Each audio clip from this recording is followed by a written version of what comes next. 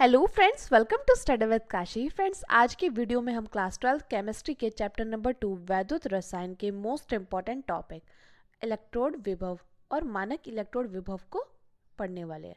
Friends, आज की video बहुत ज़्यादा इंपॉर्टेंट होने वाली क्योंकि आज की वीडियो में हम अपने चैप्टर का मोस्ट इम्पॉर्टेंट टॉपिक को करने वाले हैं जो कि हमारे बोर्ड एग्जाम में हर साल पूछे जाते हैं और इस बार अभी आने के इनके पूरे चांसेस है। तो चलिए फ्रेंड्स, हम अपनी वीडियो को स्टार्ट करते हैं।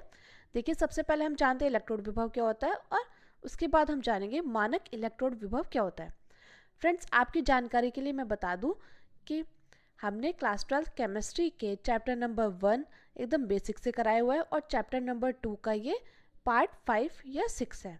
अगर आपने वो वीडियोस नहीं देखी तो आपको प्लेलिस्ट मिल जाएगी क्लास 12 केमिस्ट्री सिलेबस 2026, तो आप वहाँ से जाकर वो वीडियोस ज़रूर देखें।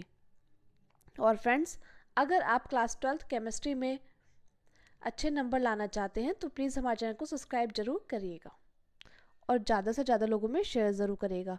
आप देखिए, वापस आते हैं अपने टॉपिक पर। तो देखिए, इलेक्ट्रोड विभव ये हमारा टॉपिक है।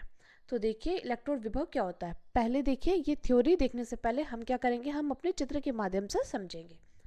तो यहाँ पर देखिए, चित्र क्या है, हमारा चित्र है ये क्या है, ये एक मान लीजिए पात्र है, बर्तन है या जार है, कुछ भी मान लीजिए। अब इसमें क्या है, इसमें विलयन है, इसमें विलयन यानी कि सॉल्यूशन है, सॉल्यूशन ZnSO4। अब देखिए, इसमें क्या है, इसमें धातु की छड़ है। देखिए, ये क्या है, ये इसमें दो धातु की छड़ क्या है, डूबी हुई है। अब आप जानते हैं धातु की छड़ को क्या बोलते हैं, इसको बोलते हैं इलेक्ट्रोड। क्या बोलते हैं फ्रेंड्स, इलेक्ट्रोड। अब देखिए, यहाँ पर सॉल्यूशन किसका है, ZnSO4 का। तो देखिए, जब इसमें सॉल्यूशन ZnSO4 का तो धातु की छड़ कैसी है, यानी कि इलेक्ट्रोड Zn। और देखिए, आप जानते हैं कि इलेक्ट्रोड दो प्रकार के होते हैं, एक तो माइनस एक प्लस, यानी कि एक तो होता है कैथोड, एक होता है एनोड। तो जिस पर होता है हमारा माइनस चार्ज उसको क्या बोलेंगे, उसको बोलेंगे हम कैथोड, और जिस पर होता है हमारा प्लस चार्ज उसको बोलते हैं हम एनोड। मैं उम्मीद करती हूँ फ्रेंड्स आपको ये इतना अच्छे से समझ में आया होगा कि देखिए यहाँ पर क्या था, ये एक विलयन है, सॉरी ये एक बर्तन मान लीजिए, पात्र मान लीजिए, इसमें क्या है, इसमें विलयन भरा हुआ है। तो विलयन क्या है, ZnSO4 है। अब देखिए, आप जानते हैं कि धातु की छड़ होती है, तो धातु की छड़ को क्या बोलते हैं, इलेक्ट्रोड बोलते हैं। अब देखिए, धातु की छड़ यानी कि इलेक्ट्रोड दो प्रकार के होते हैं, एक होता है उस पर माइनस चार्ज, एक होता है उस पर प्लस चार्ज। तो माइनस चार्ज वाले को क्या बोलेंगे, कैथोड बोलेंगे, और प्लस चार्ज वाले को क्या बोलते हैं, एनोड बोलते हैं। देखिए, अब देखते हैं हम इलेक्ट्रोड विभव। तो जब किसी धातु की छड़ को उसी के लवण के विलयन में डुबोते हैं तो धातु की छड़ की सतह पर एक विभव स्थापित हो जाता है जिसे इलेक्ट्रोड विभव कहते हैं। इसे ई से प्रदर्शित करते हैं। यानी कि देखिए, यहाँ पर लिखा है ना, जब किसी धातु की छड़ को यानी कि इलेक्ट्रोड को, आपको पता है धातु की छड़ है क्या है, इलेक्ट्रोड। तो जब किसी धातु की छड़ को उसी के लवण के विलयन में डुबोते हैं, यानी कि हमने क्या, हमने जब किसी धातु की छड़ को उसी के, ये क्या है, लवण के विलयन में क्या कर दिया, डुबो दिया, तो धातु की छड़ की सतह पर एक विभव उत्पन्न हो जाएगा। यानी कि धातु की छड़ की सतह, यानी कि इन पर क्या हो जाएगा, इन पर हो जाएगा एक विभव उत्पन्न हो जाएगा। तो जिसे क्या बोलते हैं, जिसे बोलते हैं हम इलेक्ट्रोड विभव कहते हैं। और इसे किससे प्रदर्शित करते हैं, इसे प्रदर्शित करते हैं हम ई से।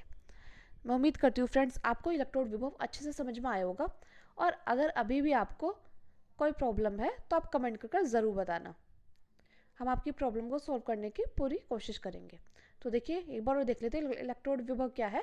तो जब किसी धातु की छड़ को उसी के लवण के विलयन में डुबोते हैं तो धातु की छड़ की सतह पर एक विभव उत्पन्न हो जाता है। यानी कि इस धातु की छड़ पर क्या हो जाएगा, एक विभव उत्पन्न हो जाएगा जिसे इलेक्ट्रोड विभव कहते हैं और इसे हम ई से प्रदर्शित करते हैं।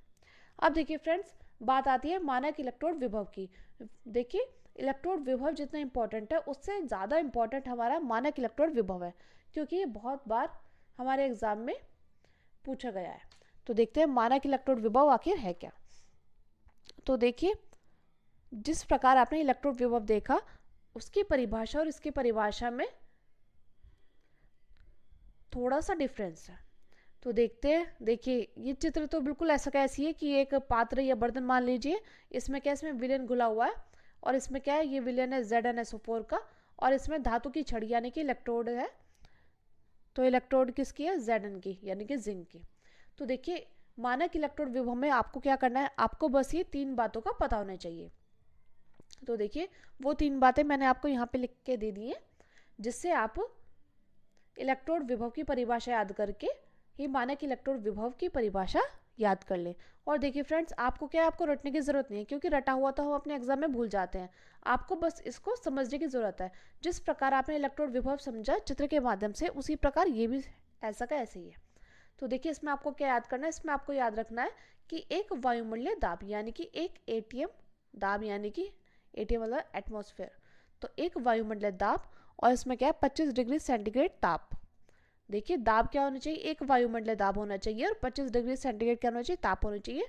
और देखिए 1 मोल सांद्रण, यानी कि सांद्रता कितनी होनी चाहिए, सांद्रता होनी चाहिए हमारी 1 मोल। देखिए ये 3 बातें आपने अगर याद कर ली ना, तो मानक इलेक्ट्रोड विभव की परिभाषा आप आसानी से लिख दोगे।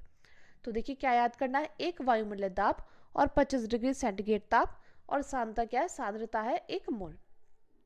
अब देखिए यहाँ पे एक वायुमंडलीय दाब, एक वायुमंडल दाब तथा 25 डिग्री सेंटीग्रेड ताप पर जब किसी धातु की छड़ को 1 मोलर सांद्रता वाले उसी धातु के लवण के विलयन में डुबोते हैं, तो धातु की छड़ की सतह पर जो विभव स्थापित हो जाता है उसे मानक इलेक्ट्रोड विभव कहते हैं। इसे ई नोट से प्रदर्शित करते हैं। तो देखिए फ्रेंड्स, बस आपको क्या याद करना है, एक वायुमंडलीय दाब, 25 डिग्री सेंटीग्रेड ताप, और सांद्रता कितनी होनी चाहिए, सांद्रता होनी चाहिए 1 मोल। तो देखिए एक वायुमंडलीय दाब तथा 25 डिग्री सेंटीग्रेड ताप पर जब किसी धातु की छड़ को 1 मोलर सांद्रता वाले उसी धातु के लवण के विलयन में डुबोते हैं, तो धातु की छड़ की सतह पर जो विभव स्थापित हो जाता है उसे क्या कहते हैं, उसे मानक इलेक्ट्रोड विभव कहते हैं। इसे किससे प्रदर्शित करते हैं, इसे प्रदर्शित करते हैं हम ई नोट से। तो फ्रेंड्स ये था हमारा मानक इलेक्ट्रोड विभव, और इससे पहले हमने इलेक्ट्रोड विभव कराया। मैं उम्मीद करती हूँ आपको ये दोनों डेफिनेशन अच्छे समझ में आ गई होंगी।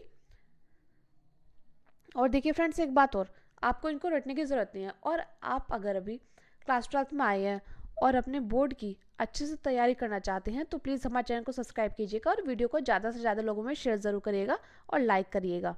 और आप कहाँ से हैं और इस बार आपका कितने मार्क्स लाने का टारगेट है, ये आप कमेंट कर ज़रूर बताना, क्योंकि इससे क्या होगा, इससे हमें पता चलेगा कि हमारी वीडियो कहाँ तक पहुँच पा रही है और किन किन लोगों को हेल्प मिल पा रही है। और आप अपना नाम भी कमेंट कर ज़रूर बताना। तो देखिए अगर आपने इसका स्क्रीनशॉट नहीं लिया तो स्क्रीनशॉट ले लीजिएगा। देखिए मानक इलेक्ट्रोड विभव का स्क्रीनशॉट ले लीजिएगा, और बस इसके लिए क्या, ये 3 बातें याद रखनी है आपको। और देखिए इलेक्ट्रोड विभव, इलेक्ट्रोड विभव का अगर स्क्रीनशॉट नहीं लिया तो स्क्रीनशॉट ले लीजिएगा। देखिए तो चलिए फ्रेंड्स, आज की वीडियो में बस इतना ही। मिलते हैं नेक्स्ट वीडियो में। मैं उम्मीद करती हूँ आपको ये दोनों टॉपिक अच्छे से समझ में आए होंगे, क्योंकि देखिए ये सबसे ज़्यादा इंपॉर्टेंट टॉपिक है। इलेक्ट्रोड विभव की बात करो चाहे मानक इलेक्ट्रोड विभव की बात करो, तो इसलिए आपको ये दोनों ही अच्छे से पता होने चाहिए। तो चलिए फ्रेंड्स, आज की वीडियो में बस इतना ही। मिलते हैं नेक्स्ट वीडियो में। Thank you, thanks for watching.